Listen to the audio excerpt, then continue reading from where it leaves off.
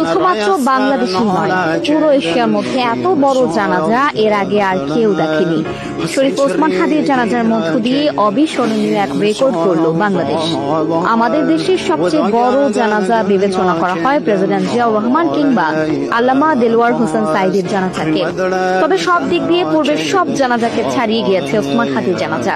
যদিও আল্লামা সাঈদীর জানাজা আওয়ামী লীগ সরকার ঠিকঠাক ভাবে সম্পন্ন করতে দেয়নি, অন্যথায় আল্লামা সাঈদীর জানাজায় আরো অনেক মানুষের সমাগম হতো।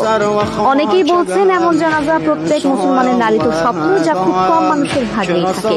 32 বছর বয়সে ওসমান হাদি নিশ্চয়ই খুব ভালো কোনো কাজ করেছেন, যার জন্য আল্লাহ তাকে এত রহমত দিলেন। জাতীয় কবি কাজী নজরুল ইসলামের কবরের পাশে সমাহিত হওয়াকেও চরম সৌভাগ্যের বলছেন অনেকেই। এদিকে শনিবার দুপুর 2:30টায় শহীদ ওসমান হাদির জানাজা অনুষ্ঠিত হয়। কতটুকু অশ্রু গড়ালে হৃদয় জলে